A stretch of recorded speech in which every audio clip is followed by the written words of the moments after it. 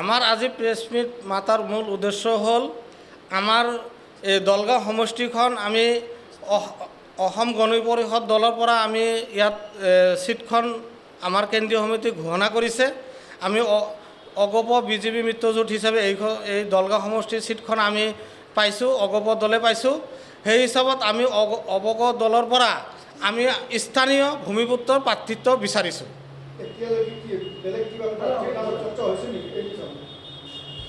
এতিয়ালৈকে মানে আমি শুনামতে বৰপেটা ডিষ্ট্ৰিক্টৰ পৰা জয়নাল আব্দিন নামৰ এজন যুৱ এজন আহি আমাৰ দলগাঁও সমষ্টিত এনে ঘূৰি ফুৰি আছে, কিন্তু আমাৰ সমষ্টি কমিটিৰ বিষয়ববীয়াৰ লগত কোনো যোগাযোগ নাই, জিলা সমিতিৰ লগত কোনো যোগাযোগ নাই।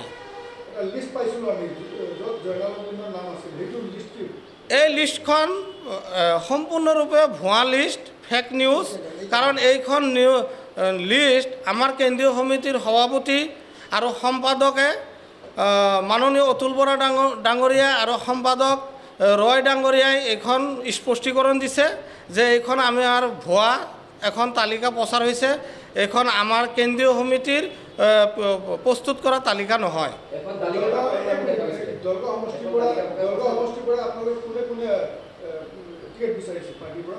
আমি দলগাঁও সমষ্টিৰ পৰা মই স্থানীয় ভূমিপুত্ৰ হিচাপে মই নিজেও বিচাৰিছোঁ। মোৰ নাম ছালাউৰ ৰহমান আৰু আমাৰ এই জয়নাল আব্দিনো বিচাৰিছে আৰু আমাৰ এজন জয়নাল আব্দিন স্থানীয় আৰু আমাৰ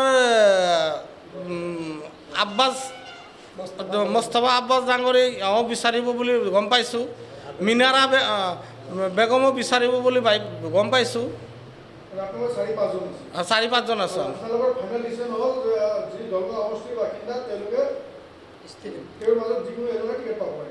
আমাৰ একেবাৰে আমাৰ নিজৰ নহয়, আমাৰ ইয়াত বিভিন্ন জাতি জনগোষ্ঠী ধৰ্মীয় মানুহ আছে, সকলো ধৰ্মৰ সকলো জাতিৰ মানুহেই বিচাৰিছে যে আগন্তুক দিনক যদি এইখন সিট অসম গণ পৰিষদ দলৰ পৰা পাইছে, ঘোষণাও হৈছে, গতিকে ইয়াত এজন স্থানীয় পুৰণা যুৱকক বা স্থানীয়ক আমাক এজনক প্ৰাৰ্থিত্ব দিলে আমি সকলোৱে সঁহাৰি জনাম আৰু জিকাটো আমাৰ পৰা 80% চিয়'ৰ।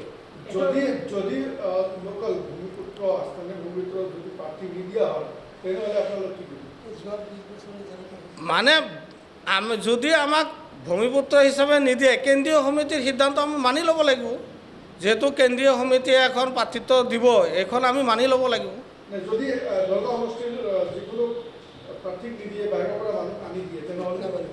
সেইটো আমাৰ ভোটাৰে নামানে, কাৰণ বিগত 7টা নিৰ্বাচন হ'ল, 7বাৰৰ ভিতৰত 5বাৰে আমাৰ বাহিৰা কেণ্ডিডেট দিছিল, 5বাৰতে আমাৰ বাহিৰা কেণ্ডিডেটজন বিপুল ভোটত হাৰিছে।